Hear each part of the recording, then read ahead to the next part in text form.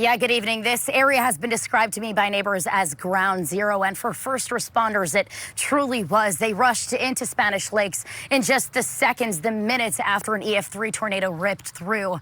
And for them, time was of the essence, trying to find anyone who could have survived underneath the rubble.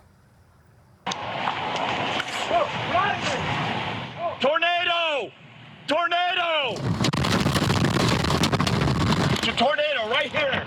You need to get out of here. Get across. Go. You see these things on TV, but when you walk out and see it, wow.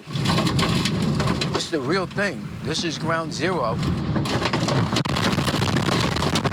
The tornado that tore apart Spanish Lakes. Oh, my God. Killed 6 friends and neighbors. Alejandro Alonso was on the phone with his grandson. I called him back. I'm like, hey, take shelter, take shelter. He started screaming.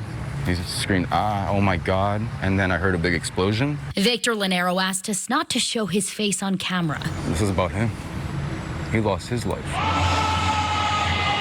It's a tornado! Get out of here! Still, he and so many others share collective memories of what came next.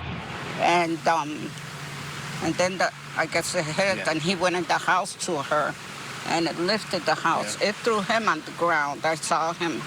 He was gone. 8600 block of Lonesome Pine. Reports of multiple houses completely destroyed. I'd gotten to a mobile home that had been destroyed, and one was deceased, and that was confirmed. And they said, well, he had a girlfriend, there was somebody else with him. Deputy Matthew Gertis's body-worn camera captured the frantic moments. Rescuers rushing, digging through rubble for Alejandro's girlfriend, Mary Grace Villamontes, barely spotting the top of her head under debris. The steel beam that supports the trailer had flipped up over. She was inside the trailer, and the whole thing had come down on top of her, and it was going across her lower back. So there was no way that we were able to free her. All we could do is try to comfort her, kept talking to her, let her know that we were there. It was a nightmare. Victor told us he rushed to Spanish Lakes that night. In the dark, he used a tree to get across the canal and into the community, now flattened and unrecognizable. I was tending to Mary by her side, and a gentleman had walked across the canal. He came across and he said, I'm sorry to bother you, sorry to bother you. I was on the phone with my grandfather, and I just heard a boom, and I'm trying to get to him, And I was like, absolutely, come on, come over. He came over, and he disappeared into the darkness. Kept talking to her, let her know that we were there. And a rescue personnel was on scene trying to get some heavy equipment in. They got to the scene too late. She had passed away. Shortly thereafter, when I went back to the cul-de-sac where all these trailers used to be, he was standing there. I started talking to him, and I said, did your grandfather have somebody with him tonight? And he said, yes. Her name was Mary. And I just couldn't believe it, that I was with Mary, saw him come across, and I said, well, I can take you to your grandfather. He escorted me to his body, and that's where I was able to say my final goodbye, and I was able to confirm that it was him. Alejandro and Mary gone, the couple's Rottweiler, Sheba, was still missing.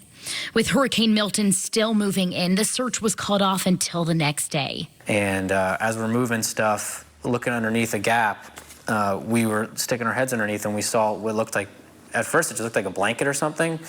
But then we realized, oh, wait a second, is that a dog? And we saw its chest going up and down, and it was breathing. And the grandson was contacted, and I came in there, grabbed the dog, and I saw they had like an emotional moment, and it just felt good to know that that dog is actually going somewhere after that. A moment of hope in the midst of despair.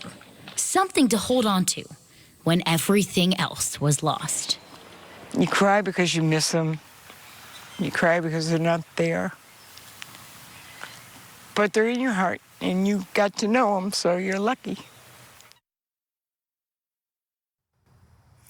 Now, 2 months after the storm, those impacted by this still cling to the hope that those who they lost, the legacy of those they lost, will always be remembered. And that's why we've dedicated ourselves to telling their stories.